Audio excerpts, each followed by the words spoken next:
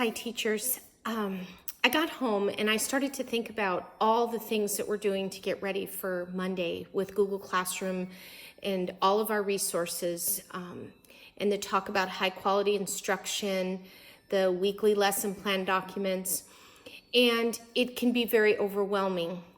So as I was driving home, I was starting to think about it from the parent perspective. What are our parents experiencing right now?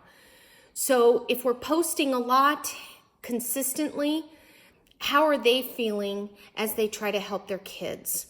So I want us to be mindful of that. It isn't about the amount or the number of lessons we're posting, but of the quality of the lessons. And I want you to think about that as you plan with your teams, that to take each content area and pick one learning objective for the week. So that would be math, one learning objective, reading, writing, and so on. And then I think limit the amount of work you give the kids each day. I know that Lainey's experiencing overwhelming amounts of work and doesn't know how to navigate that very well. And me as a parent and coming home to find all these assignments that she has to do, all these videos she has to watch, and how she needs to reflect on that is a lot for a parent.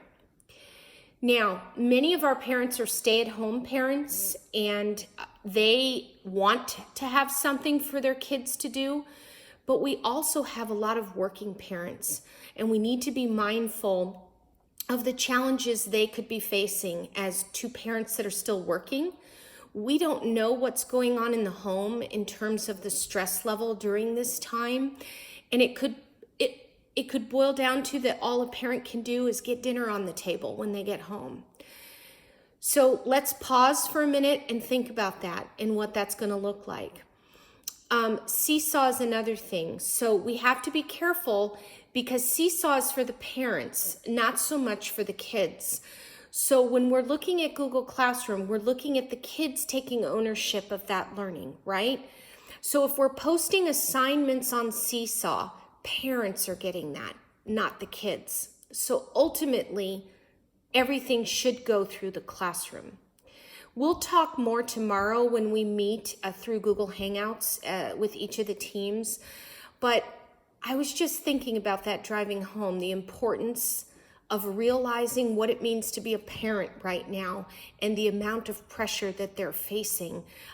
Navigating suddenly having to support their kids with learning in a way they never did before. On another note, I want us to think about too, what is our goal? As Dr. Wood said, this could be our finest hour. It's really about making connections with our families. It's not about taking grades. It's not about the number of assignments they're turning in. What it is making connections with them and making connections with their family. So one of the things you could easily do is pick up the phone and call your families. Make it a goal for yourself to call 2-3 families a day and just check in on them, see how they're doing, if there's any way you can support. I think that's going to go a long way to building the relationship, because kids aren't going to remember the objectives they did in our Google Classrooms. They're not going to care in the long run. What they're going to care about is how we made them feel during this time. Not only the kids, but how our families are feeling during this time. So anyway, it's food for thought. I know you're working very hard to do the very best you can, and Jillian and I both know that. But let's push the pause button on all of this and really think about what we want to have the kids learn.